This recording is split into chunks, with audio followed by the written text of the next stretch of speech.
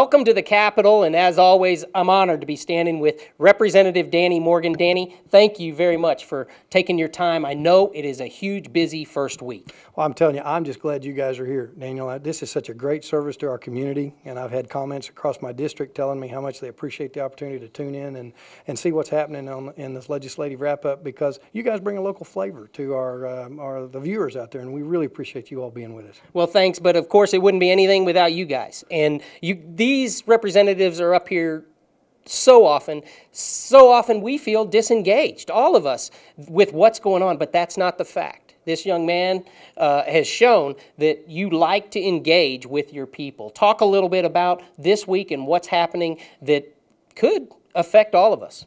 Well, I think the most exciting thing about this week was watching the new freshman members cast some of their very first votes. They've come out of a November election cycle where it was very contentious and is hard and long, and they locked a lot of doors and asked a lot of voters for their vote.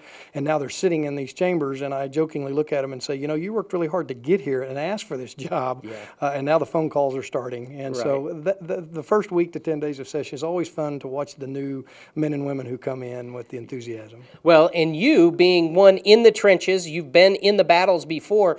We've had some fireworks from the opening gun with some of the things that are coming up, such as the autism thing. Yeah, we started immediately hitting the ground running here. The Economic Development and Financial Services Committee heard two pieces of legislation this week. One, Representative Steele was the author of, which I think is an outstanding piece of legislation to bring new providers of services to those autistic children and train locally grown individuals here in Oklahoma to stay here and provide their services. But I was really disappointed that a bill failed which would have asked insurance companies to cover the costs of serving these autistic children. What we found is if they get these autistic children, get them diagnosed and treated in the first 3 years of their life, they can do a remarkable amount of work in providing the opportunity for these folks to be very functioning citizens. In fact, a lot of the kids that I saw yesterday you wouldn't have even known if they had autism in their life, and I was just disappointed that that issue is now dead for the next 2 years. Talk a little bit about that. We had Senator Lassiter as well on this issue, and he talks about how still things may be able to be done, even though it's called dead. Nothing's really dead until the last Friday of May, I guess. That is correct, and we're hoping that maybe calmer heads will prevail and that we can find a way to encourage our insurance companies across the state of Oklahoma to include that. You know, I've always said it's almost like the old Fram oil field commercial that many people saw on television. You can pay me now, or you can pay me a lot later. And I think if we do preventive maintenance, and I've told people, I said, if you look at just look at a mammogram, for example. When those were first introduced, a lot of people said, I can't afford to cover that kind of coverage for a mammogram.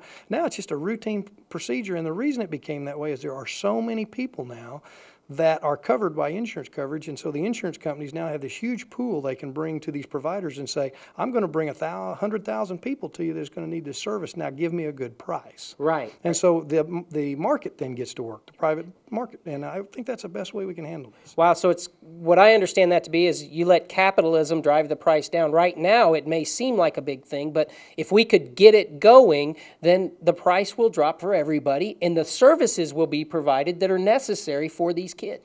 Exactly, and that's the problem we've got now is that since there's no payer, so to speak, as we call it, there's no payers in Oklahoma, a lot of the people who provide these services says, well, we're not going to go to Oklahoma because the only people that can afford to pay it are those that are fairly wealthy and can pay it out of their pocket, or those that are very poor who Medicaid picks up on. And so that middle income family, or the families that mostly I represent, are still in that big, deep, dark hole again. Well, let's talk about that. The whole process and the whole purpose of this show is to engage all of us in trying to make government do what we want it to do.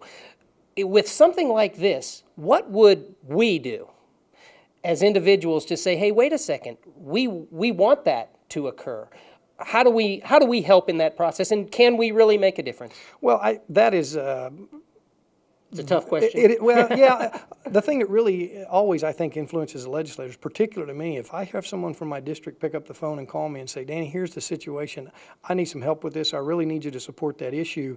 That is tremendously moving to me, because that's the people that I represent, not anybody else, the special interests that come through the door. I know that I want to be responsive to that voter and to that taxpayer, and if that's something that they want, then I want to make sure that we're able to cover that for them. In fact, I'm authoring a piece of legislation that was driven strictly by my constituents. I had a business owner call me and say, we need to put businesses in the no-call list. Okay. I remember that. And right now, as a private individual in your home, you can put your home phone number on a do not call, so it keeps a telemarketer from just wearing your telephone out and at all hours of the day and night. And I think it's been very successful. But this particular business owner came to me and he said, you know how many phone calls I have to answer every day that have nothing to do with my business, nothing they can do to help me? It occupies a lot of my time of my employees. Yeah. He said, I get faxes every day that just run my fax costs up. And he said, we need to add businesses to that. And I said, that is an outstanding idea. And so I authored legislation to include now businesses in the no-call list. And if you're a business and don't want to have these unsolicited calls coming into your business or these faxes coming in, you just call, and if this bill were to pass, you just call and put your name on the list or your phone number on the list along with your name, and you shouldn't receive those phone calls. And if you do, there's punishments for those companies that violate it. Again, a great idea coming right from the public, right from your constituents. Yes, and you know, there's a lot of great ideas from constituents if they'll pick the phone up or send an email to their legislators, but I know a lot of times they're going, oh, they won't listen to me, or they're going to think this is a silly idea. But I'm telling you, some of the best ideas that come through this building are those that people on the ground directly affected send to us, and because they're good common sense solutions and they always seem to work. I tell somebody, sometimes we get in this building and talk to each other so long that we forget to talk to the people who sent us up here, and so I love having these great ideas come from my constituents. Well, and we love it when you and me all become engaged in government, because truly we can create policy from our ideas and from working with our representatives. Thank you. Danny, thank you very much for your time. We'll see you next week, man. Look forward to it. All right.